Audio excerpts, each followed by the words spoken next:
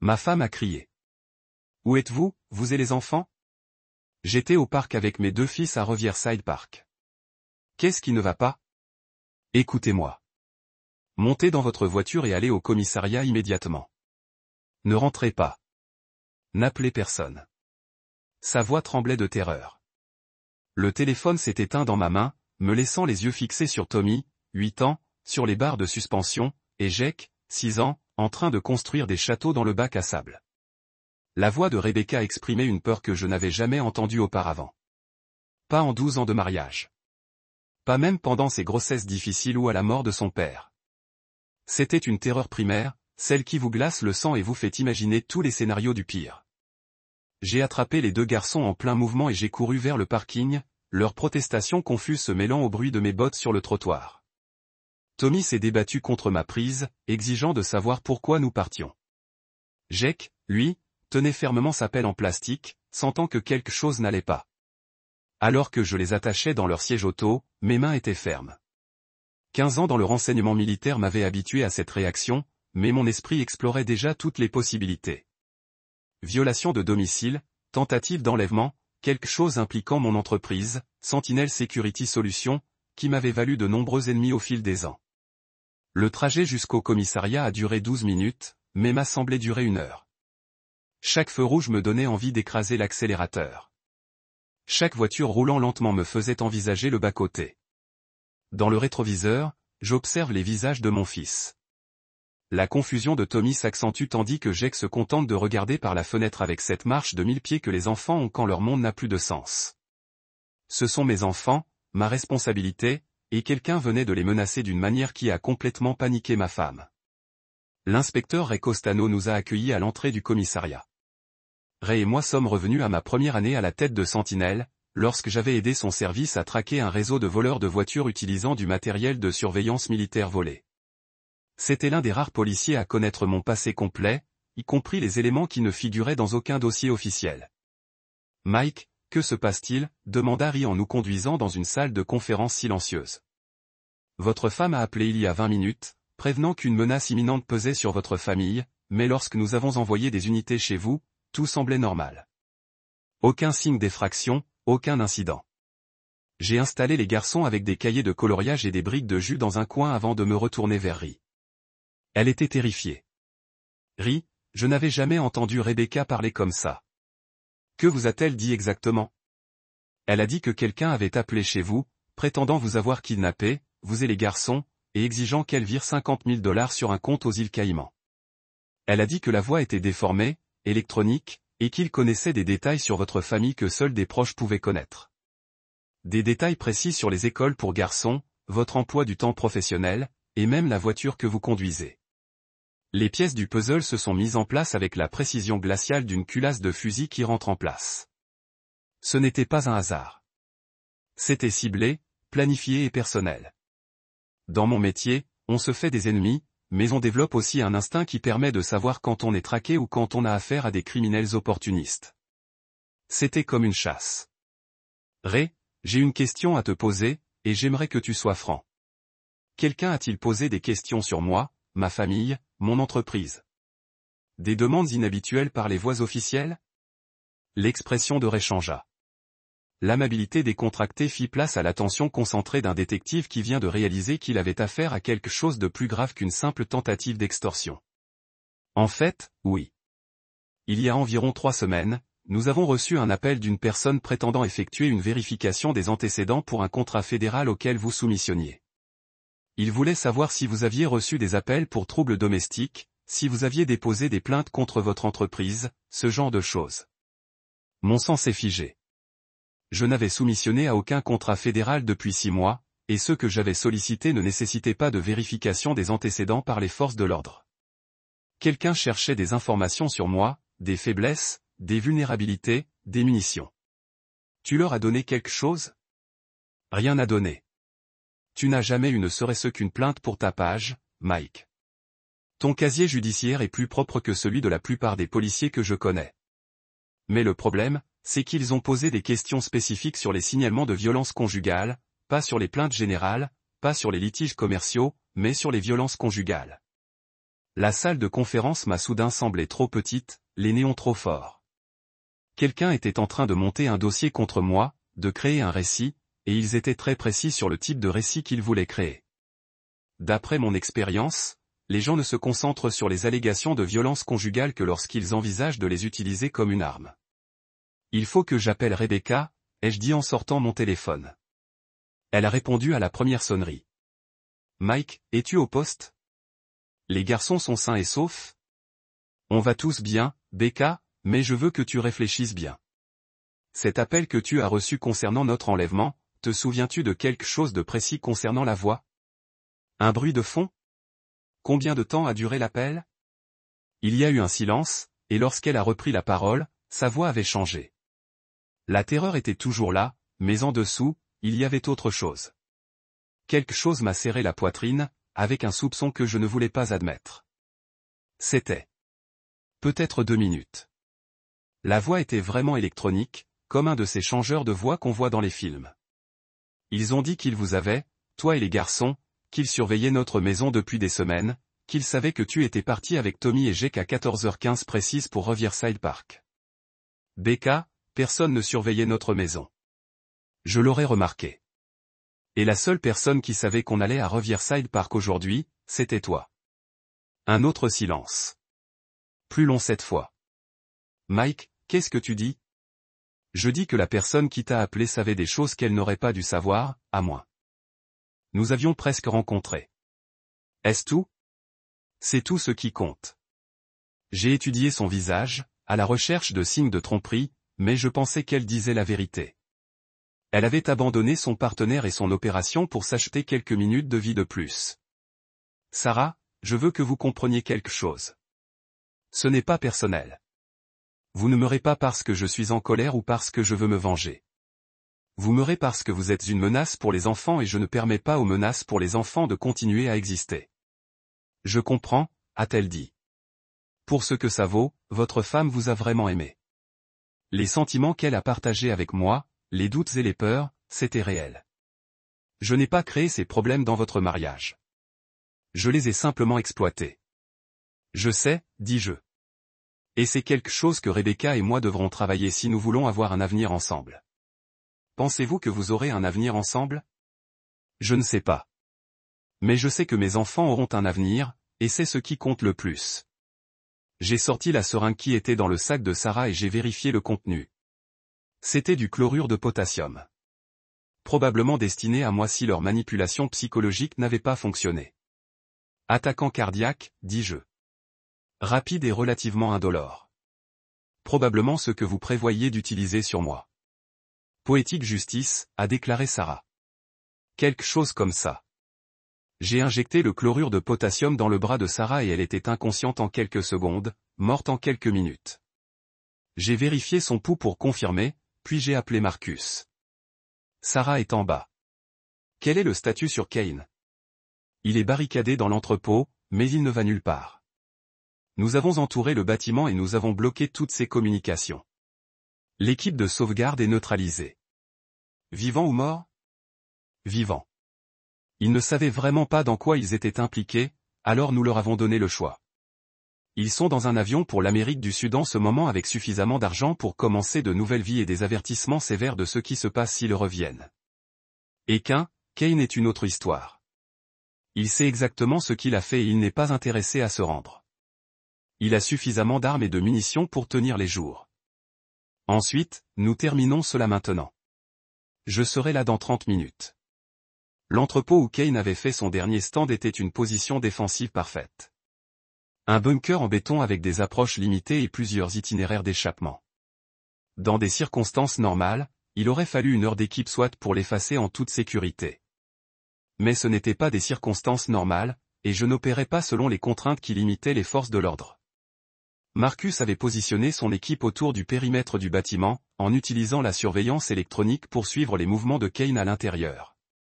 Il était au 3e étage dans une pièce avec des fenêtres faisant face à toutes les directions, entouré d'une puissance de feu suffisante pour équiper une petite armée. Il a une vision nocturne, un armure de corps et des armes automatiques, a rapporté Marcus. De plus, Claymore mine couvrant les cages d'escalier et suffisamment d'explosifs pour faire tomber le bâtiment s'il décide de sortir dans une flambée de gloire. De toute façon de l'atteindre sans déclencher les explosifs. Il y a un ascenseur de fret qui se rend directement au 3e étage, mais il est exposé à sa position. Il nous verrait venir et avoir beaucoup de temps pour activer les charges. Et s'il ne nous voyait pas venir? Marcus m'a regardé avec l'expression de quelqu'un qui vient de réaliser ce que je pensais. Mike, c'est un sacré risque. Si le moment est éteint de quelques secondes, le timing ne sera pas éteint. Il a fallu 2 heures pour mettre en place l'opération. L'équipe de Marcus a créé plusieurs détournements autour du périmètre du bâtiment, gardant Kane concentré sur les mauvaises directions pendant que je m'approchais d'un angle qu'il ne pouvait pas voir. L'arbre d'ascenseur de marchandises était accessible depuis le sous-sol, et l'ascenseur lui-même pouvait être contrôlé manuellement à l'intérieur de l'arbre. À exactement minuit, Marcus a déclenché un assaut coordonné du côté et du bâtiment, attirant l'attention de Kane et la puissance de feu loin de l'ascenseur. J'avais une fenêtre de 30 secondes pour atteindre le 3e étage avant que Kane ne réalise que c'était une diversion. La montée sur la tige de l'ascenseur dans l'obscurité totale, écouter des coups de feu et des explosions résonnant dans le bâtiment, c'était comme être transporté en arrière en Afghanistan. La même adrénaline, le même objectif, la même clarté absolue qui survient lorsque votre vie dépend d'une exécution parfaite. L'ascenseur s'est arrêté 6 en dessous du 3e étage, me donnant une vue claire de la position de Kane. Il était exactement là où Marcus avait prédit, tirant un fusil automatique à travers les fenêtres, complètement concentré sur la menace imaginaire approchant de cette direction. Je suis monté à travers la tige de l'ascenseur derrière lui comme un fantôme se matérialisant de l'obscurité. Il ne savait pas que j'étais là avant de mettre le canon de mon pistolet contre l'arrière de sa tête. David Kane, dis-je. Il se figea, son doigt toujours sur la détente de son fusil. Michael Sullivan, j'ai hâte de vous rencontrer. Retourne-t-il?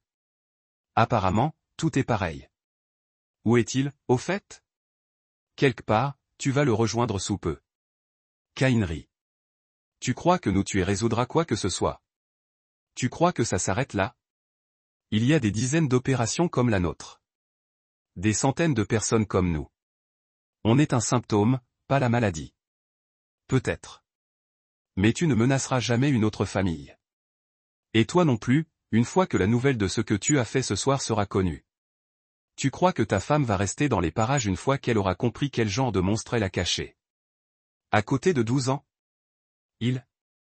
Parce que j'ai une vidéo de tout ce qui s'est passé chez votre belle-sœur ce soir.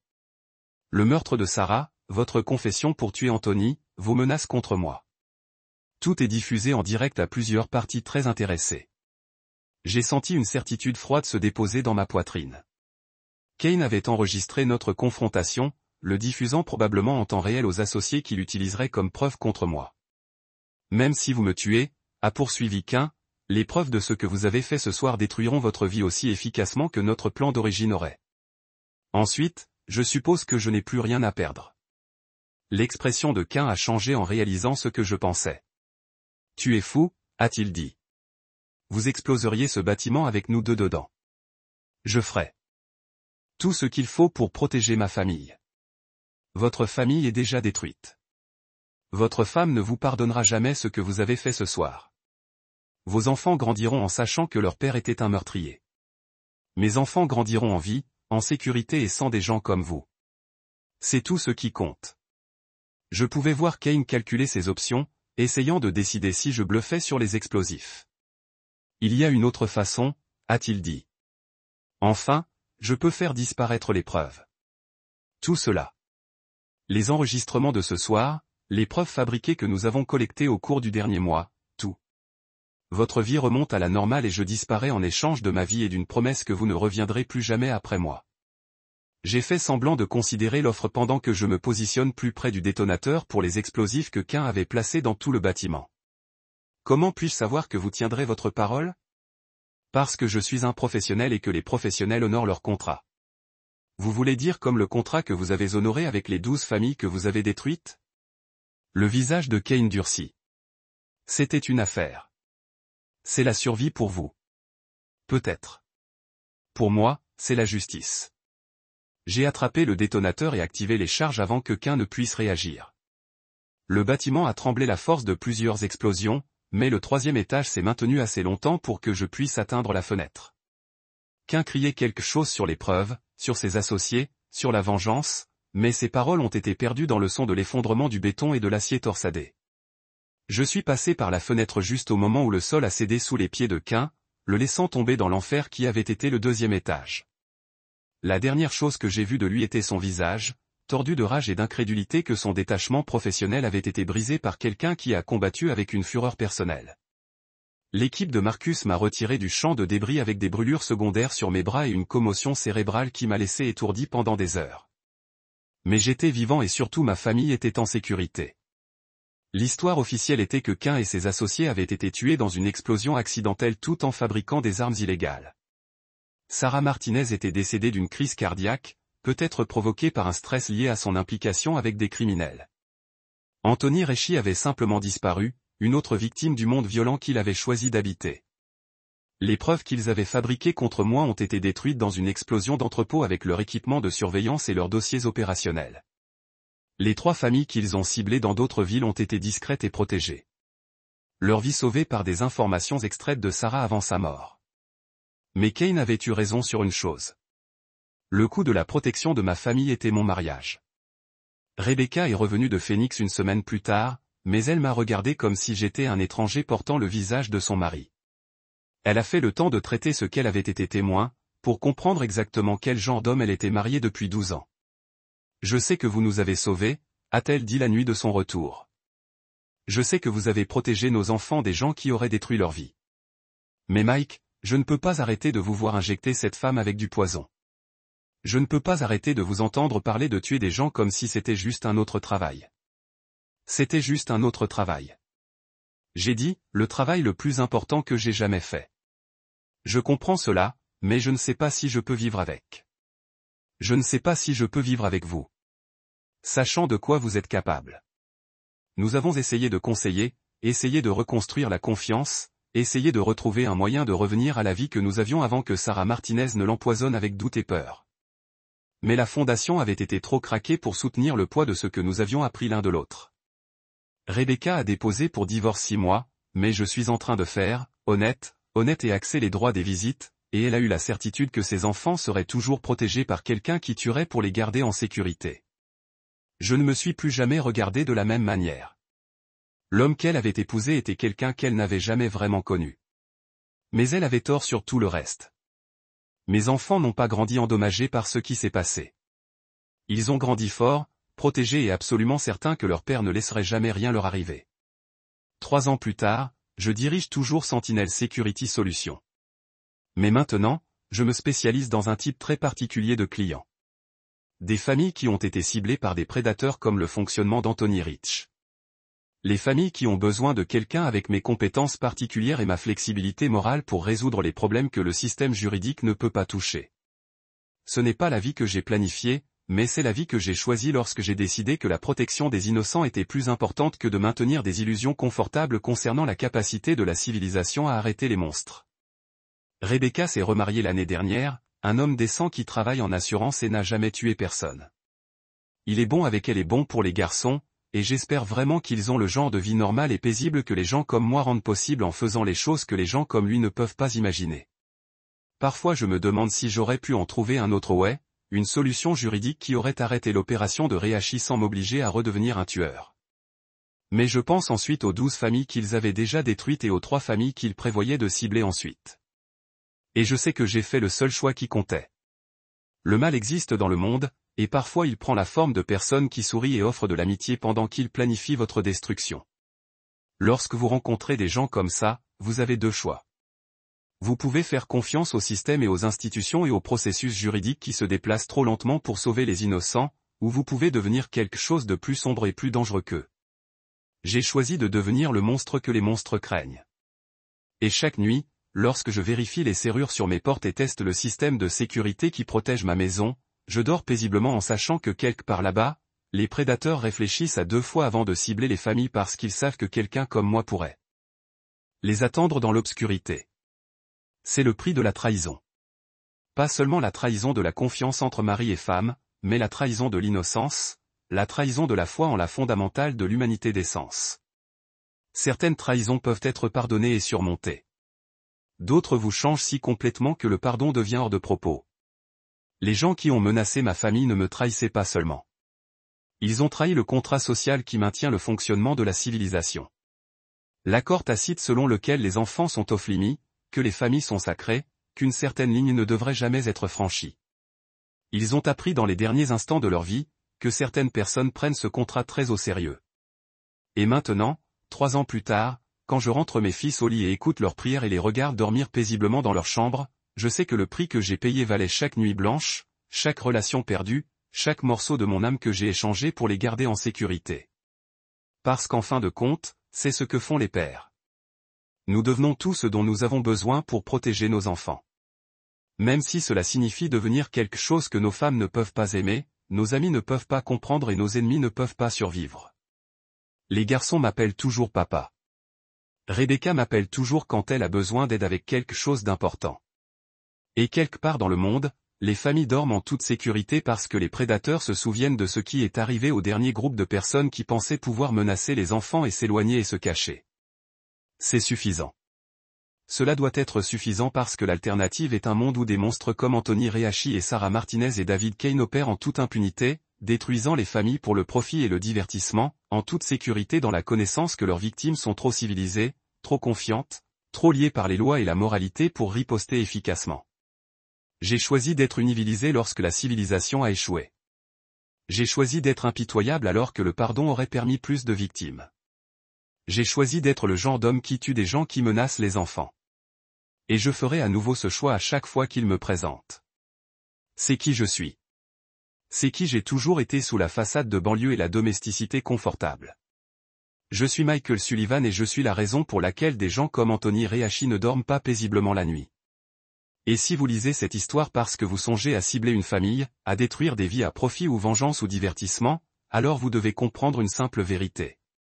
Il y a plus de gens comme moi que vous ne le pensez. Et nous regardons toujours, en attendant toujours prêts à vous rappeler que certains prix sont payés dans le sang. Choisissez soigneusement vos cibles parce que vous ne savez jamais quand le père de banlieue que vous prévoyez de détruire pourrait se révéler être quelqu'un qui est très, très bon pour détruire des gens comme vous. Le prix de la trahison est toujours plus élevé que vous ne le pensez. Mais c'est un prix que les prédateurs paient, qu'ils le souhaitent ou non parce que des gens comme moi s'assurent qu'ils n'ont pas le choix. Dormez bien et rappelez-vous, nous regardons. Et là, vous l'avez. Une autre histoire prend fin. D'être très proche de notre famille. Et je dis que quelqu'un me pose des questions depuis des semaines, notamment sur les violences conjugales. Ce n'est pas une coïncidence. Je pouvais entendre sa respiration à l'autre bout du fil, rapide et superficielle. Tu crois que quelqu'un que nous connaissons est impliqué dans cette histoire? Je pense que quelqu'un que nous connaissons, j'ai posé cette question. Le silence s'est étendu entre nous comme un gouffre s'ouvrant sous terre. Dans ce silence, j'ai réalisé que mon mariage, ma famille, toute ma vie, reposait peut-être sur des fondations sur le point de s'effondrer. Mais j'ai aussi compris autre chose. Si quelqu'un pensait pouvoir utiliser ma femme et mes enfants comme armes contre moi, il avait gravement sous-estimé à qui il avait affaire. Rebecca, je veux que tu restes chez ta sœur ce soir. Fais tes valises pour quelques jours. Ne dis à personne où tu vas et n'utilise pas tes cartes de crédit. Paye tout en espèces. Mike, tu me fais peur. Bien. Tu devrais avoir peur, car si j'ai raison sur ce qui se passe ici, nous sommes tous en danger jusqu'à ce que je découvre qui est derrière tout ça et pourquoi. Après avoir raccroché, Rim observait avec l'expression d'un homme qui a vu suffisamment de situations familiales pour en reconnaître les signes. Mike, je dois te demander, tout va bien à la maison? Entre toi et Rebecca, c'était une question légitime, et je ne pouvais pas le lui reprocher.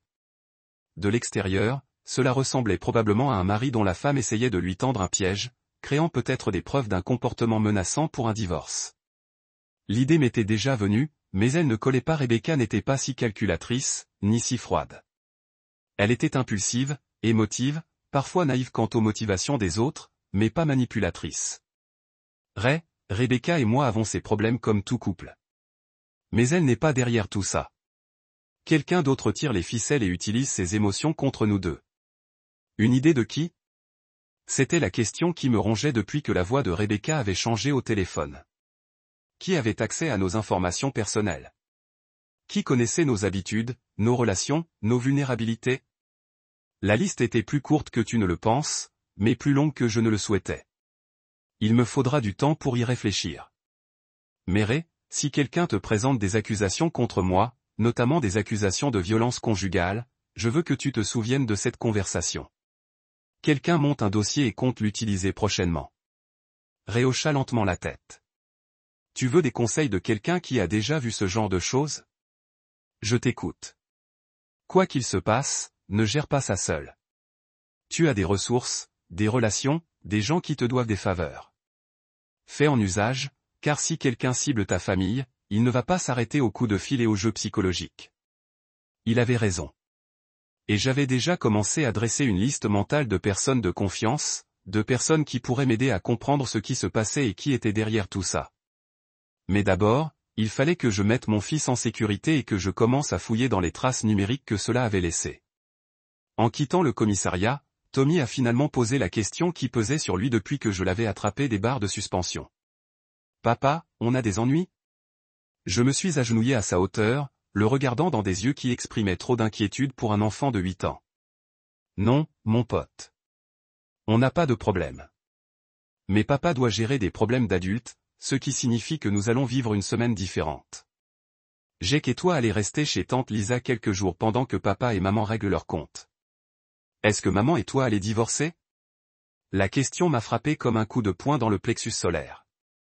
Non pas que je ne m'y attendais pas, mais parce que je réalisais que je ne connaissais plus la réponse. Il y a 24 heures, j'aurais dit absolument pas Rebecca et moi avions nos problèmes. Je travaillais trop. Elle se sentait parfois isolée, nous nous étions éloignés par de petits détails qui semblaient gérables, mais rien qui ne semblait irréversible. Maintenant, assis sur le parking d'un commissariat de police après que quelqu'un ait utilisé les émotions de ma femme pour nous manipuler tous les deux, je ne savais plus ce qui était réel. Je ne sais pas, Tommy, mais quoi qu'il arrive entre papa et maman, toi et Jake êtes ce qu'il y a de plus important pour nous. Ça ne changera jamais. C'était la réponse la plus honnête que je pouvais lui donner et probablement la plus honnête que j'avais été avec moi-même depuis des mois. L'envie de louer sa maison m'a donné le temps de réfléchir, de commencer à reconstituer la chronologie des événements qui auraient pu mener à ce moment. La sœur de Rebecca vivait dans une résidence sécurisée en banlieue. Le genre d'endroit où des caméras de sécurité surveillaient chaque entrée et où le syndicat des copropriétaires employait des policiers en congé pour patrouiller la nuit. Si quelqu'un ciblait ma famille, la maison de Lisa était aussi sûre que n'importe quel endroit, sauf une base militaire. Lisa nous a accueillis à la porte avec l'expression de quelqu'un qui avait été briefé sur les bases, mais qui essayait de ne pas s'alarmer devant les garçons. C'était la sœur aînée de Rebecca, une avocate spécialisée dans les divorces qui ne m'avait jamais particulièrement apprécié, mais qui avait toujours été polie pour préserver l'harmonie familiale. Elle m'a regardé avec le regard calculateur de quelqu'un qui cherche à déterminer si j'étais la menace ou la solution. Les garçons peuvent rester aussi longtemps que nécessaire, a-t-elle dit en guidant Tommy et Jake vers le salon où ses propres enfants regardaient des dessins animés. Mais Mike, j'ai besoin de savoir ce qui se passe vraiment ici. Rebecca m'a appelé en pleurant, parlant de menaces et de commissariat, mais ses paroles n'étaient pas très claires. Quelqu'un joue avec notre famille. Lisa, je ne sais pas encore qui, mais je vais me renseigner. En attendant, les garçons sont plus en sécurité ici que partout ailleurs. Et Rebecca va devoir décider à qui elle fait confiance. Le visage de Lisa s'est durci. Qu'est-ce que ça veut dire? Ça veut dire qu'un proche de notre famille donne des informations à celui qui est derrière tout ça. Quelqu'un qui connaît nos habitudes, nos relations, nos points faibles. La liste des personnes ayant ce genre d'accès est très courte. Tu penses que Rebecca est impliquée? Je pense qu'elle est instrumentalisée. La question est de savoir si elle le sait ou non. J'ai passé 1 heure avec mes garçons à les aider à s'installer, à répondre à leurs questions aussi honnêtement que possible sans les effrayer. C'étaient des enfants résilients. Capables de s'adapter comme il faut quand le monde de leurs parents se complique soudainement. Mais je voyais l'incertitude dans leurs yeux. Leur façon de regarder vers la porte comme s'ils s'attendaient à ce que je disparaisse à nouveau. Quand j'ai finalement quitté la maison de Lisa, le soleil se couchait, teintant les rues de banlieue d'un rouge doré qui aurait été magnifique en d'autres circonstances. Maintenant, il me rappelait simplement que je commençais à manquer de lumière, et que celui qui avait commencé ce jeu avait une longueur d'avance. Mon téléphone a vibré, un SMS de Rebecca chez Sarah. Les gars, d'accord? Il faut qu'on parle. Sarah, la meilleure amie de Rebecca depuis la fac, compagne d'honneur à notre mariage, marraine de Tommy. Si Rebecca se confiait à quelqu'un sur les problèmes de notre couple, ce serait à Sarah. Et si quelqu'un voulait des informations privilégiées sur notre relation, Sarah serait une cible de choix. Je lui ai répondu, bon sang, sois prudent. On se parle demain. N'en parle à personne d'autre. Sa réponse est arrivée immédiatement. Trop tard. Sarah m'a dit d'appeler un avocat. Et voilà. La prochaine étape du jeu, quel qu'il soit. Quelqu'un avait convaincu ma femme qu'elle avait besoin d'une protection juridique contre moi. Il avait probablement insinué que j'étais dangereux, instable, peut-être violent. Ils avaient utilisé l'appel téléphonique pour créer une atmosphère de peur et de confusion, puis l'avaient guidé vers quelqu'un qui renforcerait ses craintes. J'étais assis dans ma voiture devant la maison de Lisa, regardant les vitres briller d'une lumière chaleureuse, sachant que mes fils étaient à l'intérieur, se sentant en sécurité pour le moment. Mais je savais aussi que cette sécurité était illusoire. Quelqu'un avait déclaré la guerre à ma famille et avait soigneusement choisi son champ de bataille. La meilleure décision aurait été d'engager mon propre avocat, de commencer à construire ma défense et de me préparer aux éventuelles accusations. Mais j'ai appris il y a longtemps que la meilleure défense n'est pas toujours défensive. Parfois, il faut identifier son ennemi et éliminer la menace avant qu'il ne puisse utiliser ses armes contre vous. J'ai démarré le moteur et je suis rentré chez moi, non pas par sécurité, mais parce que j'avais besoin de voir ce qu'ils avaient laissé derrière eux. D'après mon expérience, ceux qui planifient des opérations psychologiques élaborées laissent toujours des traces et sont toujours trop sûrs de leur intelligence. La maison était plongée dans l'obscurité lorsque je me suis garé dans l'allée, mais je pouvais voir mon voisin Jim travailler dans son garage, en face. Jim était un marine à la retraite, le genre d'homme qui remarquait tout et se souvenait des détails. Si quelqu'un avait surveillé ma maison, il l'aurait vu. « Bonsoir, Mike. » m'a appelé Jim alors que je me dirigeais vers ma porte d'entrée. « Tout va bien ? J'ai vu du grabuge tout à l'heure. Des voitures de police et tout ça. Juste par précaution, Jim.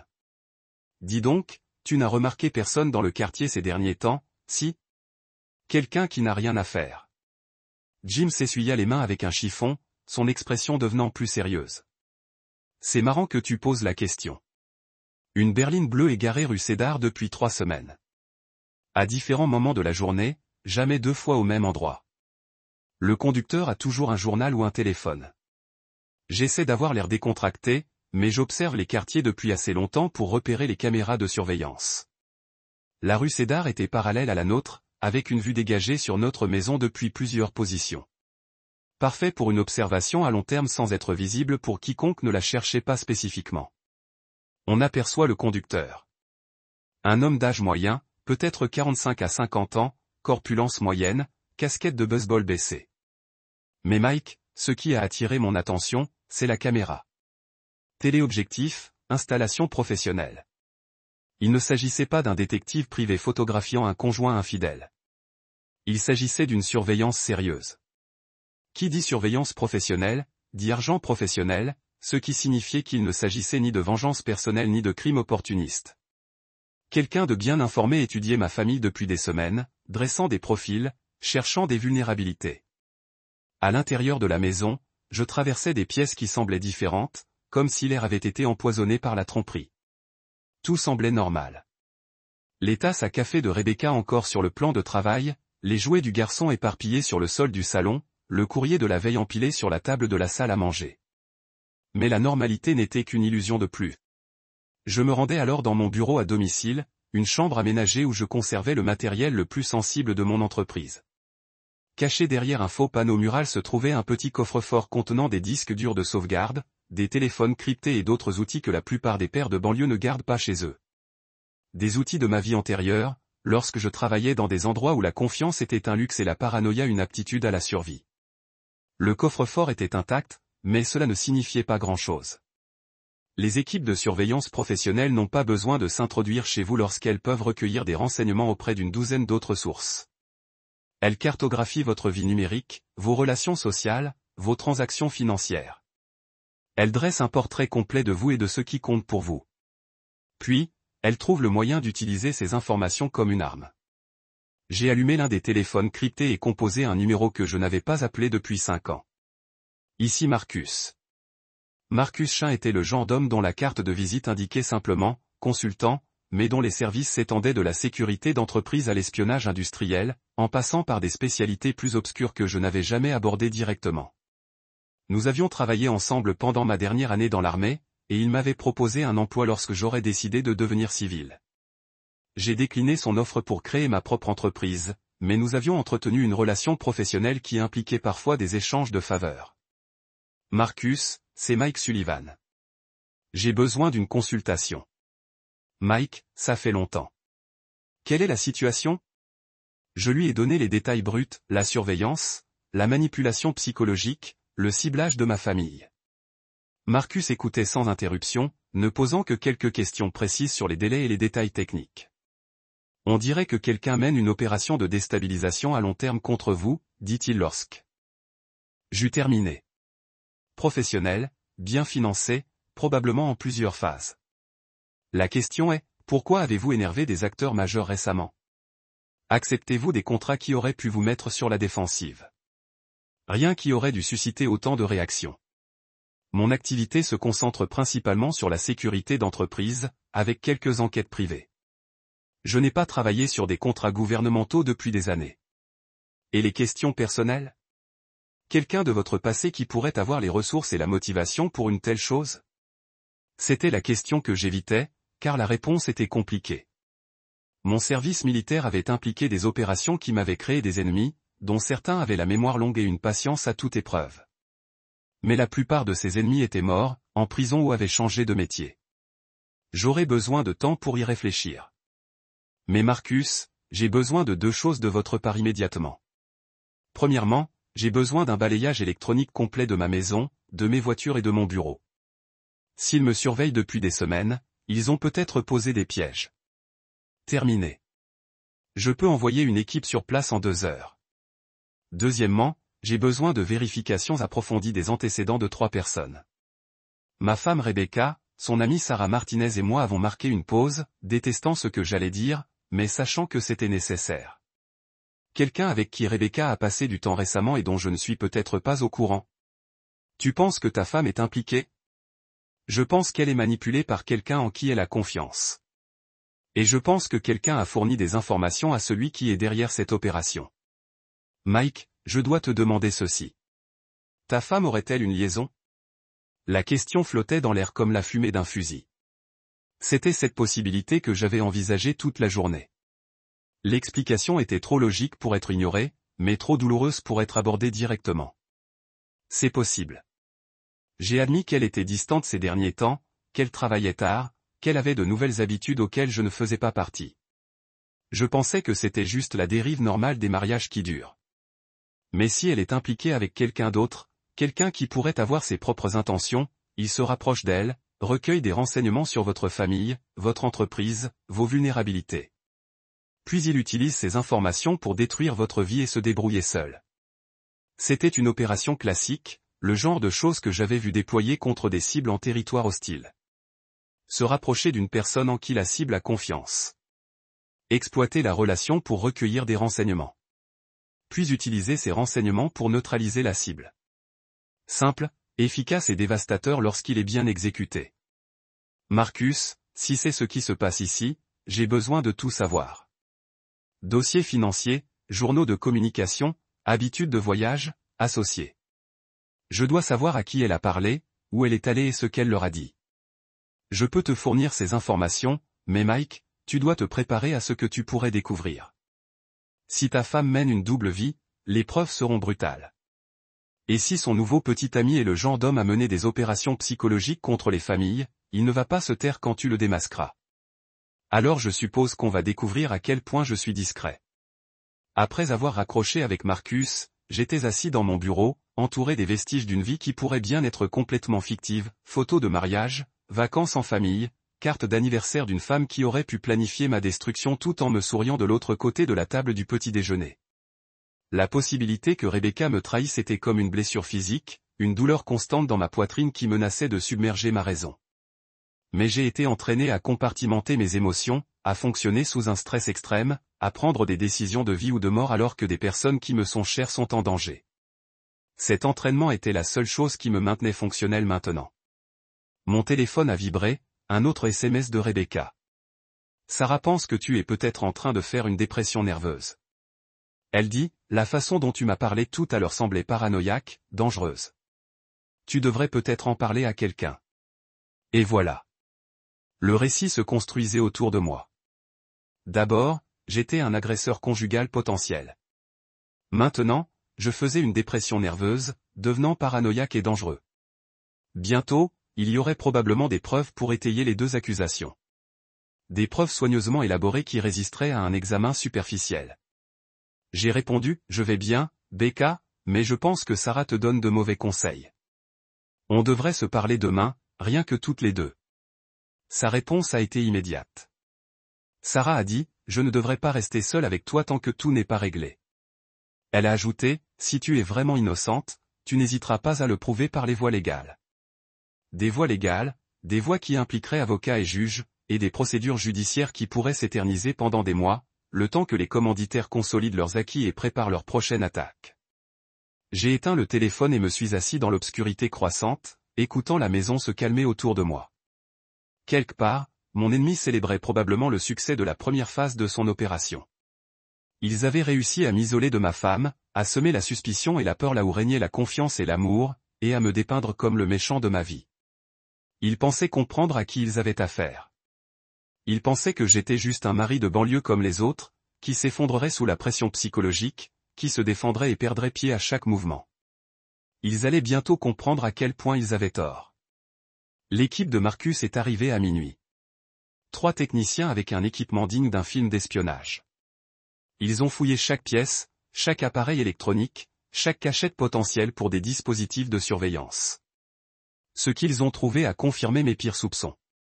7 micros au total. Marcus a déclaré avoir posé les minuscules appareils sur ma table de cuisine comme des preuves dans un procès pour meurtre. Audio uniquement, mais des émetteurs longue portée de haute qualité, probablement surveillés dans un rayon d'un demi-kilomètre. L'installation professionnelle a probablement été effectuée en plusieurs visites. J'ai récupéré l'un des appareils, plus petit qu'une pièce de 10 cents. Admirant le travail du maître. Malgré ma fureur. Depuis combien de temps sont-ils en place? D'après les traces de poussière et la dégradation de l'adhésif, je dirais 3 à 4 semaines. Ceux qui ont fait ça avaient un accès illimité à votre domicile et beaucoup de temps pour travailler. 3 à 4 semaines. Cela signifiait qu'ils écoutaient mes conversations avec Rebecca, avec mes enfants, avec mes clients et mes amis. Ils avaient entendu chaque dispute, chaque moment intime, chaque commentaire informel qui aurait pu être utile pour établir leur profil psychologique. Il y a autre chose, continua Marcus en brandissant un petit appareil que je ne reconnaissais pas, c'était derrière le miroir de votre chambre. Transmetteur vidéo, détection de mouvement, haute définition, vision nocturne. Les implications m'ont frappé comme un coup de poing. Ils nous ont observés, Rebecca et moi, dans nos moments les plus intimes, enregistrant des images qui pourraient être montées et manipulées pour étayer le récit qu'ils étaient en train de construire. Marcus, j'ai besoin que ces appareils soient analysés. Je veux savoir qui les a fabriqués, où ils ont été achetés et comment ils sont surveillés. Et je veux que cela se fasse discrètement, déjà en action. Mais Mike, il y a quelque chose que tu dois voir. Il me tendit une tablette affichant un schéma de réseau complexe avec ma maison au centre et des lignes s'étendant à différents points du quartier. C'est le réseau de surveillance qu'ils ont construit autour de toi. La berline bleue que votre voisin a remarquée n'est qu'un élément parmi d'autres. Ils ont des postes d'observation fixes ici et là. Il a pointé des emplacements sur la carte, une surveillance tournante des véhicules, probablement 3 équipes travaillant par quart de 8 heures, la surveillance électronique de vos téléphones, ordinateurs, cartes de crédit. Il vous place sous le type de couverture généralement réservé aux cibles de haute valeur en zone de guerre active. J'ai étudié le schéma, notant la sophistication de l'opération, les ressources qu'elle nécessiterait, le niveau de planification requis. Il ne s'agissait pas d'une vengeance personnelle ou d'une simple affaire qui a mal tourné. C'était quelque chose de bien plus vaste et dangereux. Marcus, qui a les capacités pour une chose pareille? Des agences gouvernementales, évidemment, de grandes entreprises dotées de services de sécurité sérieux, des organisations criminelles, des entreprises militaires privées, ou des particuliers très fortunés ayant accès à des professionnels ayant travaillé pour toutes ces organisations. Est-ce que l'une de ces entités correspond à ce que vous avez trouvé jusqu'à présent? L'équipement est entièrement commercial, haut de gamme, mais accessible à toute personne disposant de moyens financiers et de bonnes relations. Les techniques sont issues de l'armée et du renseignement, mais il pourrait s'agir d'entreprises ayant fait leurs armes en Irak ou en Afghanistan. Sans plus d'informations sur les cibles et les motivations, il est difficile de restreindre les possibilités. J'allais répondre quand mon téléphone a sonné. Le numéro de Rebecca. Mike, il faut qu'on parle. On peut se retrouver au café de Maple Street? Celui où on allait? Sa voix était à nouveau différente, plus calme, plus posée, mais avec un ton que je n'arrivais pas à identifier. C'était peut-être l'épuisement, la peur ou la culpabilité. Ou peut-être la voix de quelqu'un à qui on avait appris à dire quoi dire. Maintenant, je sais qu'il est tard, mais je n'arrive pas à dormir. Et je pense qu'il faut clarifier les choses avant que ça ne se complique davantage. Le café de Maple Street était un territoire neutre, un lieu public où nous avions eu des centaines de conversations informelles au fil des ans. C'était aussi un endroit où la surveillance serait difficile, mais pas impossible, où la conversation pourrait être enregistrée par quelqu'un avec le bon équipement et le bon positionnement. J'arrive dans 20 minutes. Après avoir raccroché, Marcus m'observait avec l'expression de quelqu'un qui a vu trop d'opérations échouer à cause de décisions émotionnelles. Mike, il pourrait s'agir d'un piège. S'ils ont compromis votre femme, ils pourraient l'utiliser pour vous faire entrer dans un environnement contrôlé. Je sais, mais je dois découvrir jusqu'où cela va. Et le seul moyen d'y parvenir est de les contacter directement. Vous voulez du renfort. Je veux la surveillance d'une surveillance. Si c'est un piège, je veux savoir qui est à l'origine du coup monté et comment il est positionné, mais rester invisible. Je ne veux pas que la situation dégénère en confrontation ouverte avant de comprendre à quoi nous avons vraiment affaire. Le trajet jusqu'au café m'a fait traverser les rues de banlieue que j'ai parcourues des milliers de fois, mais tout semblait différent maintenant. Chaque voiture pouvait faire partie du réseau de surveillance. Chaque ombre pouvait cacher un observateur. Chaque interaction de routine pouvait faire partie d'une tromperie élaborée. La photo était pire. Elle montrait Tommy et Jake jouant dans notre jardin, mais quelqu'un s'était suffisamment approché pour capturer des images nettes de leurs visages, de leurs uniformes scolaires, de leurs activités quotidiennes. Le message était clair. Nous pouvons joindre vos enfants à tout moment. Ce document était un contrat soigneusement rédigé, du genre à tenir la route devant un tribunal si jamais on le découvrait, en échange de mon retrait total de la vie de Rebecca. J'acceptais un divorce à l'amiable avec garde minimale et le transfert de tous les actifs de l'entreprise à une société écran qu'il contrôlait. Les preuves seraient détruites et mes enfants seraient laissés tranquilles. Je devais répondre dans les 24 heures. En cas de refus, les preuves seraient transmises à la police, au tribunal des affaires familiales et à mes associés. Si je tentais de me défendre ou de dénoncer leur opération, mes enfants seraient kidnappés et vendus à des spécialistes de la disparition définitive d'enfants. C'était un chef-d'œuvre de guerre psychologique, frappant tous les points de pression simultanément. Ils m'ont proposé de conserver ma liberté, mais seulement si j'abandonnais tout ce qui rendait la vie digne d'être vécue. J'ai fermé mon ordinateur portable et me suis installé dans un box pour réfléchir à mes options.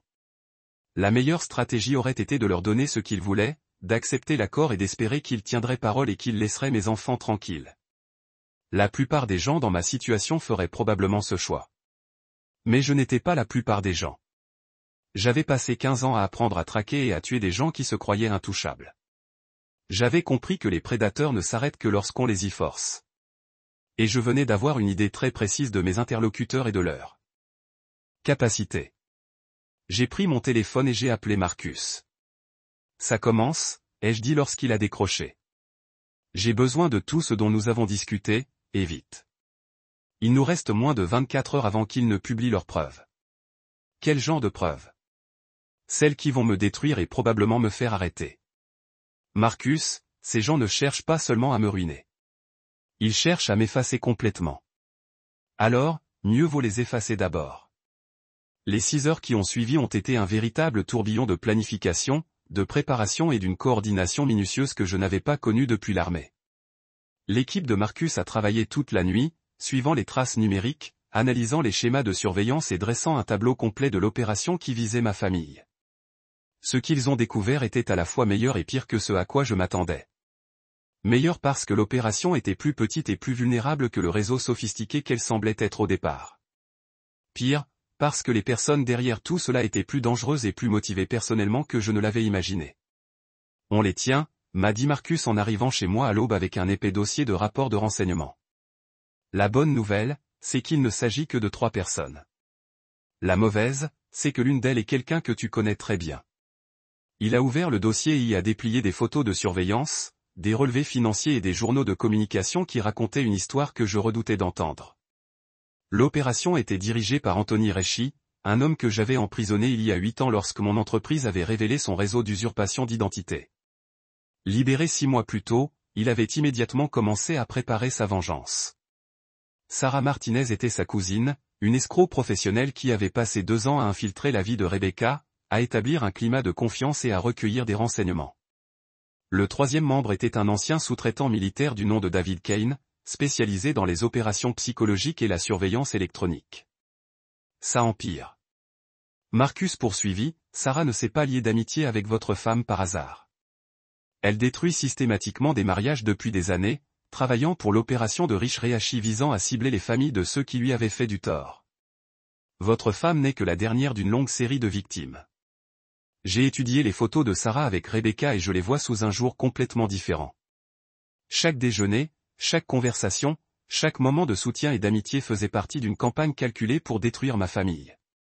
Combien d'autres familles ont-ils détruites? Au moins 12 que nous pouvons documenter. Généralement, le mari se suicide ou disparaît complètement. Parfois, les enfants finissent dans des familles d'accueil, ou pire. Ces gens ne se contentent pas de ruiner des vies, Mike. Ils y mettent fin. Le dossier contenait des comptes rendus détaillés de leurs opérations précédentes, montrant le même schéma répété à l'infini. Ils identifiaient une cible, généralement quelqu'un qui coûtait à Rehashi son argent ou sa liberté. Ils passaient des mois, voire des années, à infiltrer le cercle social de la cible, à recueillir des renseignements et à établir des profils psychologiques.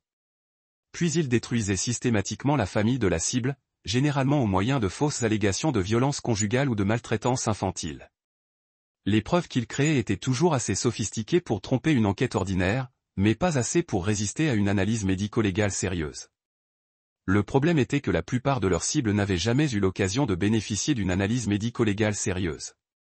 Soit ils acceptaient un arrangement pour éviter un procès, soit ils se suicidaient plutôt que de risquer la destruction totale de leur vie. Ils s'attendent à ce que je suive le même schéma, ai-je dit en étudiant leur dossier précédent. Ils pensent que j'accepterai leur arrangement ou que je me suiciderai plutôt que de riposter. La plupart des gens le feraient, acquiesça Marcus. Mais tu n'es pas la plupart des gens. Non, je ne le suis pas. Et je pense qu'il est temps qu'ils découvrent exactement avec quel genre d'individus ils ont joué. Le plan que nous avons élaboré au cours des heures suivantes était risqué, probablement illégal, et certainement mortel en cas d'échec. Mais c'était aussi le seul moyen de garantir que l'opération de Rehashi ne ciblerait plus jamais une autre famille. La première phase consistait à retourner leur propre réseau de surveillance contre eux. L'équipe de Marcus avait identifié tous leurs postes d'observation et leurs stations de surveillance électronique. Au lieu de les démanteler, nous allions leur fournir de fausses informations, leur faisant croire que leur plan fonctionnait pendant que nous la préparions. Contre-attaque. La deuxième phase implique Sarah Martinez. Elle était le maillon faible de leur opération, celle qui a noué un lien émotionnel authentique avec sa cible. Rebecca ignorait peut-être la véritable identité de Sarah, mais elle lui faisait entièrement confiance. Cette confiance allait la ruiner. La troisième phase était celle qui nécessiterait tout mon entraînement et une bonne partie de ma chance. J'allais tomber dans leur piège, leur faire croire qu'ils avaient gagné, puis les détruire systématiquement tous les 3 afin qu'ils ne menacent plus jamais une autre famille. Le café était presque vide à 23h30, un mardi soir. Juste quelques étudiants en train de réviser pour leurs examens et un sans-abri sirotant un café près de la fenêtre. Rebecca était déjà là, assise à notre box habituelle, l'air de ne pas avoir dormi depuis des jours. « Tu as l'air horrible », dis-je en me glissant sur le siège en face d'elle. « Merci. C'est exactement ce que toutes les femmes veulent entendre. » Elle parvint à esquisser un faible sourire, mais il n'atteignit pas ses yeux. « Mike, que nous arrive-t-il? Hier matin, tout était normal, et maintenant? J'ai l'impression de vivre un cauchemar. » J'ai scruté son visage, à la recherche de signes de tromperie, de manipulation ou de connaissances cachées. Mais je n'ai vu que de l'épuisement et de la confusion. L'expression de quelqu'un pris au piège de force qui la dépasse. Becca, j'ai besoin que tu y répondes honnêtement. As-tu eu une liaison? La franchise de la question l'a frappé comme une gifle. Son visage a passé par une série d'expressions. Choc, douleur, colère, avant de s'arrêter sur quelque chose qui ressemblait à de la résignation. Non, Mike. Je n'ai pas eu de liaison, mais je... Elle s'est arrêtée, fixant ses mains jointes sur la table. J'y ai réfléchi. Avec qui? Est-ce important? J'ai dit que j'y pensais, sans le faire. C'est important parce que quelqu'un a fourni des informations sur notre famille à des gens qui nous veulent du mal. Et la liste des personnes ayant accès à ce genre d'informations est très courte. Rebecca a levé les yeux vers moi et, pour la première fois, j'ai lu dans ses yeux une peur qui n'était pas liée à des appels téléphoniques mystérieux ou à des menaces. Des inconnus. Tu crois que je suis impliqué là-dedans? Tu crois que je travaille avec quelqu'un pourquoi? Détruire notre mariage, blesser nos enfants. Je pense que tu as parlé à quelqu'un qui n'est pas celui qu'il paraît être. Quelqu'un qui pose des questions sur notre relation, nos problèmes, et qui suggère peut-être des solutions comme des avocats, une séparation ou une protection juridique. La façon dont son visage a changé m'a dit que j'étais sur la bonne voie. La confusion a été remplacée par autre chose. Quelque chose qui ressemblait à la prise de conscience naissante qu'elle s'était fait avoir. Sarah, a-t-elle murmuré. Et Sarah? Elle a dit, mon Dieu, Mike, elle m'a tellement soutenu ces derniers temps. Quand je lui ai dit que nous avions des problèmes, j'avais l'impression que tu étais distant et que tu me cachais peut-être des choses. C'est elle qui a suggéré qu'il se passait peut-être plus de choses que je ne le pensais. Elle a dit, parfois, les hommes qui semblent stables et contrôlés de l'extérieur sont en fait capables de choses terribles. Quand ces conversations ont-elles commencé? Il y a environ un mois. Je déjeunais avec elle, nous nous plaignions du travail et du mariage. J'avais l'impression d'être coincé dans une routine. Elle m'a demandé si j'avais déjà envisagé que le problème ne venait peut-être pas de moi, mais de toi. Elle a dit qu'elle remarquerait des choses chez toi qui l'inquiéteraient. Quel genre de choses? Ta façon d'observer les gens. Comme si tu évaluais constamment les menaces. Ta façon de ne jamais vraiment parler de ton service militaire, le fait que tu aies des armes à la maison et que parfois tu refusais de me parler de certaines affaires. Elle a dit que c'était des signaux d'alarme, des signes indiquant que quelqu'un menait peut-être une double vie. J'ai senti une fureur froide monter en moi. Sarah Martinez avait systématiquement empoisonné l'image que ma femme avait de moi, alimentant sa paranoïa et ses soupçons, la préparant à croire que j'étais dangereux. Becca, connais-tu vraiment Sarah? As-tu déjà rencontré sa famille, visité sa maison, vu son lieu de travail? Rebecca fronça les sourcils, pensant, on se retrouve toujours au restaurant ou au café.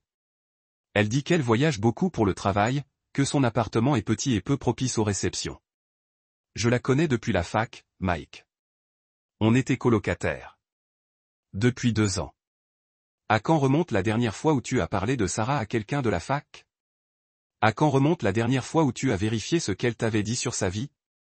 La question est restée en suspens entre nous comme une bombe à retardement. Le visage de Rebecca a changé à nouveau lorsqu'elle a commencé à comprendre les implications de ce que je suggérais. Tu penses que Sarah n'est pas celle qu'elle prétend être? Je pense que Sarah mène une opération de longue haleine contre notre mariage, recueillant des renseignements, établissant des profils psychologiques et se préparant à détruire notre famille de l'intérieur. Rebecca a secoué la tête, mais son déni manquait de conviction. C'est fou, Mike. Pourquoi ferait-elle ça? Qu'est-ce qu'elle pourrait bien y gagner? Je ne sais pas encore, mais je vais le découvrir. Comme interpellé par notre conversation, mon téléphone a vibré avec un SMS. Numéro inconnu. Tu savoures ton café? Vous formez un couple si charmant. C'est dommage que ça finisse comme ça.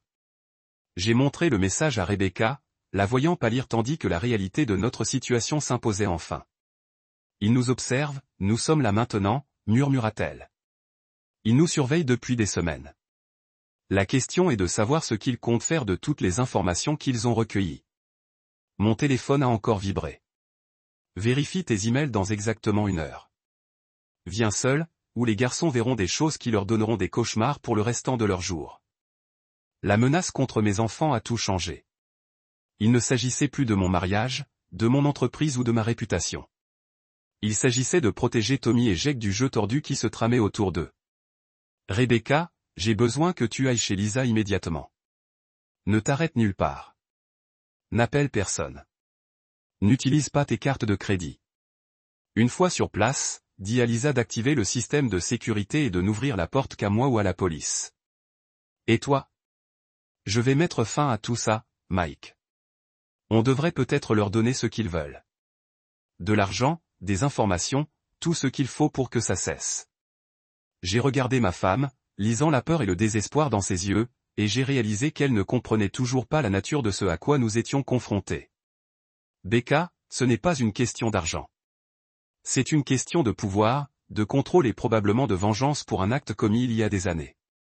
Ce genre de personnes ne s'arrêtent pas quand on leur donne ce qu'elles veulent.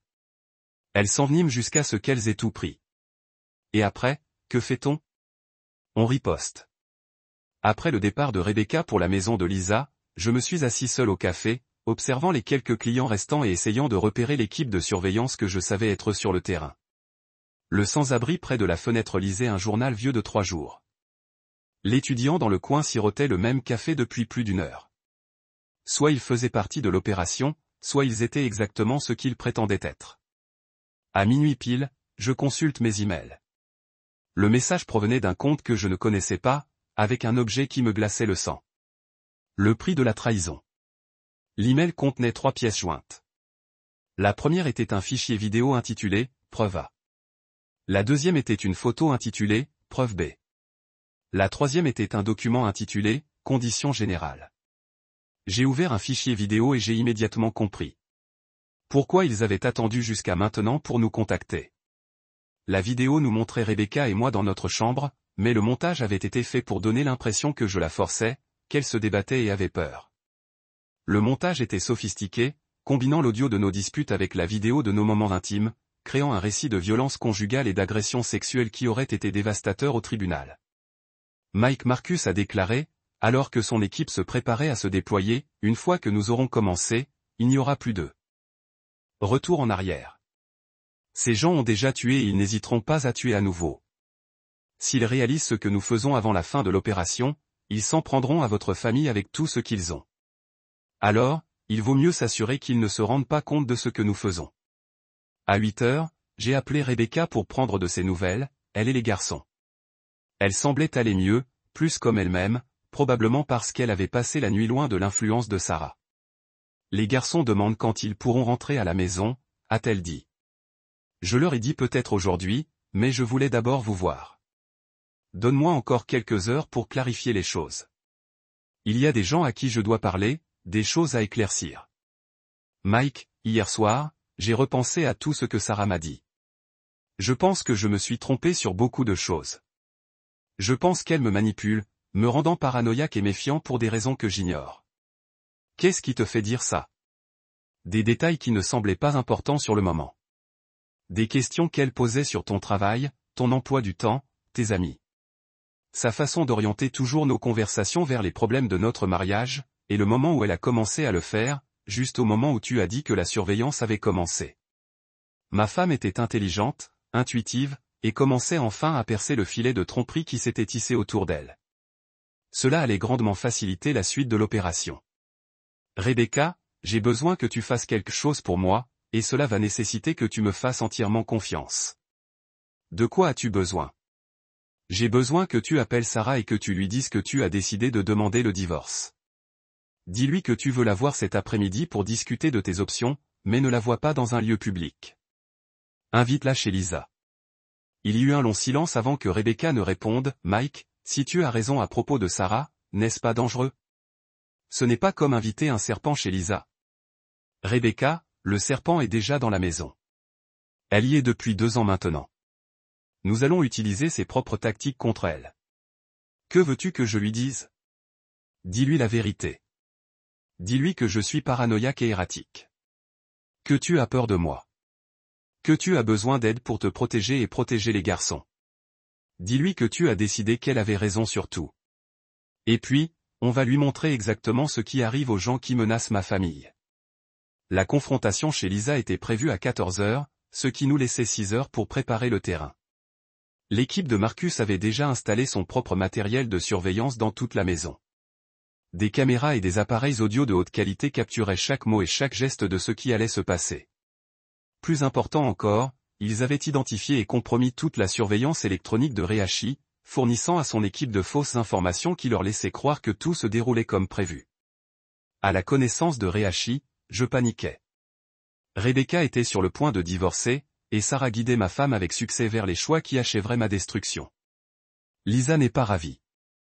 Rebecca me l'a dit à mon arrivée à la maison, 1 heure avant l'arrivée de Sarah. Elle pense que nous mettons sa famille en danger. Lisa a raison de s'inquiéter, ai-je admis, mais sa famille est déjà en danger. Ces gens ne laissent aucun témoin et ne s'arrêtent pas tant qu'ils n'ont pas éliminé tous ceux qui pourraient révéler leur opération. Vous pensez vraiment qu'ils feraient du mal à Lisa et à ses enfants? Je pense qu'ils ont tué 12 autres familles et je pense qu'ils prévoient de tuer la nôtre. La famille de Lisa n'est qu'un dommage collatéral pour eux. Rebecca avait l'air pâle mais déterminée. Que voulez-vous que je fasse? Exactement ce que tu ferais si tu envisageais vraiment de divorcer. Sois ému. Aie peur. Demande conseil à Sarah pour les avocats, la garde des enfants et la protection contre un mari dangereux. Plus elle sera convaincue que sa manipulation a fonctionné, plus elle en dira sur leur opération. Et toi, j'écouterai chaque mot.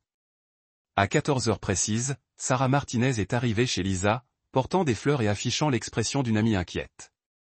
Elle était séduisante sans être trop discrète, le genre de femme capable de se fondre dans n'importe quelle situation sociale sans attirer l'attention. Parfaite pour une opération d'infiltration de longue durée. Marcus et moi étions postés dans le bureau de Lisa, observant, grâce à des caméras cachées, Sarah enlaçant Rebecca et entamant la conversation qui allait déterminer la vie ou la mort de ma famille.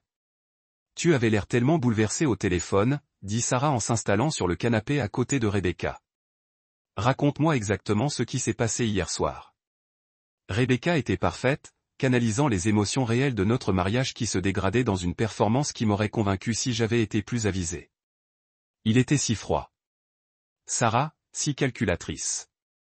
Quand je lui ai parlé de l'appel, au lieu de s'inquiéter pour ma sécurité, il a immédiatement insinué que j'étais impliqué. Il m'a fait passer pour folle d'avoir peur. C'est de la violence psychologique classique, a répondu Sarah. Et j'entendais la satisfaction dans sa voix, te faisant douter de tes propres perceptions, retournant tes émotions contre toi. C'est exactement ce qui m'inquiétait. Je n'arrêtais pas de penser à ce que tu disais, à la façon dont des hommes comme Mike peuvent paraître normaux en apparence, mais être capables de choses terribles en profondeur. Hier soir, j'ai vu ce côté de lui pour la première fois, et ça m'a terrifié. Sarah s'est penchée en avant, son expression devenant plus intense. Rebecca, j'ai besoin que tu sois complètement honnête. Mike t'a-t-il déjà fait du mal physiquement? T'a-t-il déjà poussé, attrapé? Quelque chose qui t'ait mis en danger? Pas vraiment, a dit Rebecca. Et je la voyais bien lutter contre les implications de ce qu'on lui demandait de dire. Mais il y a eu des moments où il s'est mis en colère, alors que je le voyais se contrôler, comme s'il voulait faire quelque chose mais sans retenue. C'est la retenue de quelqu'un qui se sait capable de violence. Sarah a dit, Rebecca, je pense que toi et les garçons êtes en grand danger. Je pense que Mike cache sa vraie nature depuis des années, et maintenant qu'il se sent menacé, ce masque commence à tomber. Marcus et moi avons échangé un regard. Sarah construisait le même récit qu'elles avaient utilisé pour leurs précédentes victimes, me dépeignant comme un homme au bord de la violence explosive. Que dois-je faire, a demandé Rebecca, le désespoir dans sa voix étant parfaitement sincère. Premièrement, tu dois tout documenter. Chaque menace, chaque moment où il te met en danger, chaque fois qu'il tente de t'isoler de ton réseau de soutien. Deuxièmement, tu dois demander une ordonnance restrictive immédiatement. N'attends pas qu'il s'en prenne à lui. Et les garçons? Garde d'urgence. Nous allons demander au tribunal de t'accorder la garde exclusive temporaire, compte tenu des menaces documentées et de ta crainte légitime pour leur sécurité. J'ai observé le visage de Sarah tandis qu'elle exposait le plan, lisant la froideur calculatrice derrière son masque d'inquiétude. Ce n'était pas de l'amitié ni une réelle préoccupation pour le bien-être de Rebecca. C'était un prédateur qui guidait sa proie vers la destruction. Sarah, dit Rebecca, comment en sais-tu autant sur les ordonnances restrictives et les procédures de garde? L'espace d'un instant, le masque de Sarah tomba et je vis autre chose en dessous. Quelque chose de plus dur et de plus dangereux. J'ai vécu ça moi-même, dit Sarah. Mon ex-mari ressemblait à Mike. Autoritaire, potentiellement violent, doué pour cacher sa vraie nature à tout le monde sauf à moi. J'ai dû apprendre à me protéger et à protéger ma fille. C'était un mensonge, bien sûr. Sarah n'avait jamais été mariée, n'avait pas d'enfant, et son expertise venait de ses années passées à aider à détruire d'autres familles. Mais c'était un mensonge crédible, le genre qui inciterait Rebecca à lui faire encore plus confiance. « Qu'est-il arrivé à ton ex-mari » demanda Rebecca. Le sourire de Sarah était froid et satisfait. Il s'est suicidé plutôt que d'assumer les conséquences de ses actes. Parfois, c'est la seule façon pour des hommes comme lui de supporter de perdre le contrôle. Le sous-entendu était clair. Sarah disait à Rebecca que je me suiciderais probablement face à la destruction de ma vie, et elle présentait cette issue comme une solution positive au problème. C'est alors que j'ai décidé que Sarah Martinez allait mourir aujourd'hui. J'ai fait signe à Marcus et me suis dirigé vers le salon, chronométrant mon entrée pour un impact psychologique maximal. Sarah se penchait vers Rebecca, probablement sur le point de me révéler plus de détails sur leur plan lorsque j'ai franchi la porte. « Bonjour, Sarah », ai-je dit en fermant la porte derrière moi et en actionnant le verrou.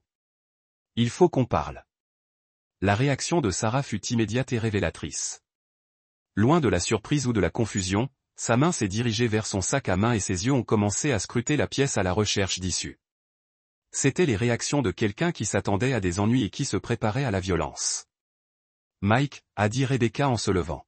« Je pensais que tu allais attendre jusqu'à ce que je te dise, assieds-toi, Rebecca, dis-je en gardant Sarah des yeux. Sarah et moi avons des choses à discuter concernant sa relation avec notre famille. » La main de Sarah avait cessé de se diriger vers son sac à main, mais je la voyais peser le pour et le contre, essayant de décider si elle pourrait atteindre l'arme qu'elle portait avant que je ne puisse l'arrêter. « Je ne sais pas ce que tu crois qui se passe ici, » dit Sarah, sa voix prenant un ton différent, plus dur et plus contrôlé que l'image d'amie inquiète qu'elle affichait jusqu'alors. « Mais je pense que tu dois partir. Rebecca m'a appelé parce qu'elle avait peur de toi, et ton comportement actuel confirme ses craintes. Rebecca t'a appelé parce que tu la manipules depuis 2 ans, alimentant sa paranoïa et ses soupçons, recueillant des renseignements sur notre famille pour ton cousin Anthony Richie. » Ce nom frappe Sarah comme un coup de poing. Son masque soigneusement entretenu vola en éclats, révélant le prédateur froid qui se cachait sous elle. « Je ne sais pas de quoi tu parles, » dit-elle, mais son langage corporel avait complètement changé. Elle ne jouait plus l'inquiète. Amie. Elle évaluait les menaces et se préparait à la violence. « Rebecca, dis-je en regardant toujours. Sarah, aimeriez-vous savoir qui est vraiment votre meilleure amie ? Son vrai nom est Sarah Richie. Elle n'est jamais mariée. Elle n'a pas d'enfant. Et elle a passé les 2 dernières années à détruire notre mariage dans le cadre d'un programme de vengeance élaboré. Rebecca a fait des allers-retours entre nous. » La confusion et l'horreur naissante en guerre sur son visage. « Sarah, c'est vrai ?» Le rire de Sarah était amer et méprisant. « Est-ce important ? Tout ce que je vous ai parlé de votre mari est toujours vrai. Il est toujours un homme contrôlant et potentiellement violent qui vous ment depuis des années. La seule personne à mentir est vous. J'ai dit, depuis 2 ans, vous avez empoisonné l'esprit de Rebecca, recueilli des informations sur notre famille et vous vous préparez à détruire nos vies. Et cela a fonctionné, » a déclaré Sarah, abandonnant toute prétention. « Maintenant, votre femme ne vous fait plus confiance. Vos enfants ont peur de vous. Votre réputation commerciale est sur le point d'être détruite par des preuves qui convaincront tout le monde que vous êtes un domestique abuseur et un prédateur sexuel. » Rebecca halta, mais je me suis concentré sur Sarah. « Preuve que vous avez fabriqué à l'aide d'un équipement de surveillance que vous avez placé dans notre maison. Preuve qui se tiendra devant le tribunal et détruira votre vie, » a confirmé Sarah. « À moins, bien sûr, que vous ne soyez assez intelligent pour conclure l'accord que nous avons offert. »« Quelle offre ?» demanda Rebecca. J'ai sorti mon téléphone et lui ai montré l'email que j'avais reçu la nuit précédente. Ils veulent que j'abandonne tout, mon entreprise, mes actifs, mes droits de garde en échange de ne pas publier de preuves fabriquées qui m'enverraient en prison. Rebecca a lu les termes du contrat, son visage grandissant plus pâle à chaque ligne. « Sarah, tu fais partie de ça ? Vous les avez aidés à faire chanter mon mari. Je vous ai aidé à voir la vérité sur le genre d'homme que vous avez épousé, » a déclaré Sarah. « Et je vous ai aidé à préparer une vie sans lui en me mentant, en nous enregistrant dans notre chambre, en menaçant nos enfants. » L'expression de Sarah est devenue méprisante.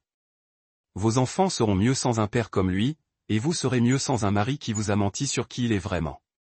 Vous avez raison sur une chose, dis-je. Je n'ai pas été complètement honnête avec Rebecca sur qui je suis vraiment.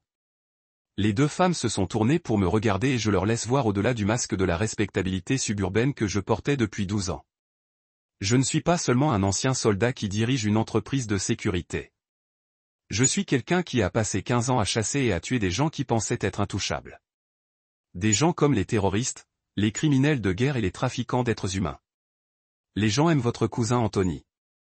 La main de Sarah a commencé à se déplacer vers son sac à main, mais j'étais plus rapide. J'ai traversé la distance entre nous en 2 étapes et j'ai épinglé son poignet au canapé avant qu'elle ne puisse atteindre toute arme qu'elle transportait. Des gens comme toi, j'ai poursuivi, sentant son pouls courir sous ma poignée. Les gens qui prient sur les familles qui détruisent la vie des enfants pour de l'argent, qui pensent pouvoir menacer ma femme et mes fils sans conséquence. Mike, dit Rebecca, sa voix tremblant. Que fais-tu?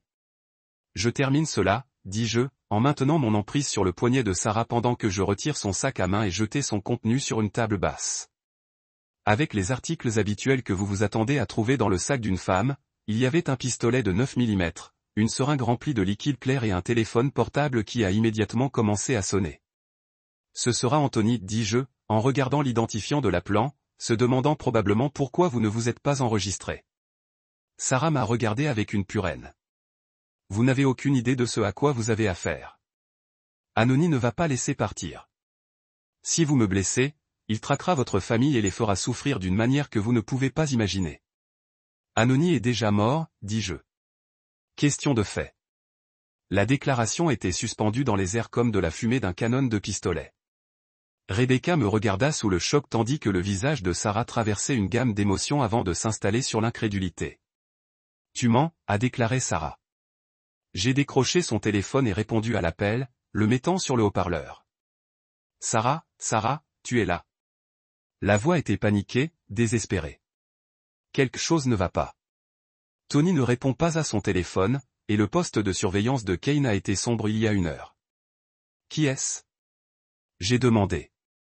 La ligne se tait pendant un long moment avant qu'une voix différente ne s'allume, plus dure et plus contrôlée. Voici David Kane. Je suppose que tu es Michael Sullivan. C'est vrai.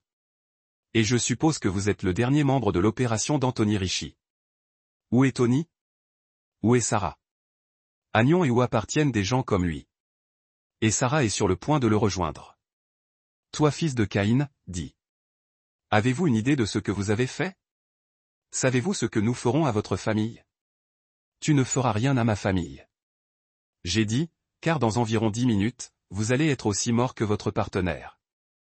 J'ai raccroché le téléphone et je me suis retourné à Sarah, qui me regardait avec l'expression de quelqu'un qui avait finalement réalisé exactement à quel point elle avait des problèmes. Rebecca, j'ai dit, j'ai besoin que vous preniez les garçons et allez chez votre mère à Phoenix. Restez là-bas jusqu'à ce que je vous appelle et vous dise qu'il est sûr de rentrer à la maison. Mike, qu'as-tu fait à Anthony? Que allez-vous faire à Sarah? Je vais m'assurer qu'il ne menace jamais une autre famille. Vous ne pouvez pas simplement tuer des gens, Mike. Ce n'est pas une zone de guerre. Il existe des lois, des tribunaux, des moyens juridiques de gérer cela. J'ai regardé ma femme, voyant la certitude morale dans ses yeux, la conviction que les règles de la civilisation s'appliquaient à des gens comme Sarah et Anthony et Caïn. Rebecca, ces gens ont détruit 12 familles. Ils ont tué des enfants, conduit des pères au suicide et laissé les mères brisées et seules. Le système juridique ne peut pas les arrêter car ils sont trop intelligents, trop prudents et trop connectés. La seule façon d'arrêter des gens comme celui-ci est de les faire disparaître. Ce n'est pas qui vous êtes, Mike. Ce n'est pas l'homme que j'ai épousé. Oui, c'est. J'ai dit, c'est exactement qui je suis. Je suis quelqu'un qui protège sa famille en éliminant les menaces. Je suis quelqu'un qui ne pardonne pas la trahison ou n'oublie pas quand les gens essaient de blesser les gens que j'aime. Sarah rit amèrement. Elle a raison. Vous savez, cela détruira votre mariage de toute façon. Même si vous nous tuez tous, elle ne vous regardera plus jamais de la même manière. Elle ne vous fera jamais confiance, ne se sentira jamais en sécurité avec vous. Vous perdrez votre famille de toute façon. Peut-être que j'ai admis, mais mes enfants seront en vie, et les gens qui les menaceront seront morts. C'est un métier que je suis prêt à faire. Rebecca pleurait maintenant, comprenant enfin que l'homme qu'elle avait épousé était capable de choses qu'elle n'avait jamais imaginées. Mike, s'il vous plaît, il doit y avoir un autre moyen. Il y a un autre moyen, a déclaré Sarah rapidement, sentant une opportunité. Conclure l'accord. Donnez-nous ce que nous voulons et nous disparaîtrons. Vous ne nous reverrez plus jamais. Comme si vous avez disparu des 12 autres familles que vous avez détruites. J'ai demandé comme si vous auriez disparu après avoir vendu mes enfants à des trafiquants d'êtres humains. Le visage de Sarah est devenu blanc. Elle ne s'attendait pas à ce que je sache cette partie de leur plan. C'est vrai. J'ai continué. Marcus a trouvé vos communications avec les acheteurs en Europe de l'Est. 50 000 $ chacun pour les enfants américains en bonne santé de moins de 10 ans. Vous ne prévoyez pas seulement de détruire ma vie. Vous prévoyez de vendre mes fils dans l'esclavage. Les sanglots de Rebecca s'intensifiaient, et je pouvais voir le moment exact où elle comprenait qu'il n'y avait vraiment pas d'autre choix. Aucune solution juridique qui protégerait nos enfants des gens ce mal. Qu'est-ce que tu as besoin de faire? Demanda-t-elle tranquillement. Emmenez les garçons à Phoenix. Restez là-bas jusqu'à ce que ce soit fini. Et essayez de ne pas trop réfléchir à ce qui se passe ensuite. Après que Rebecca soit partie avec les garçons, j'étais seul avec Sarah dans le salon de Lisa. Elle avait cessé d'essayer de maintenir la prétention de l'innocence et m'a regardé avec le calcul d'un prédateur essayant de comprendre les informations. Alors, a-t-elle demandé. Essayez de me faire souffrir avant de me tuer? Je vais vous donner le choix, j'ai dit.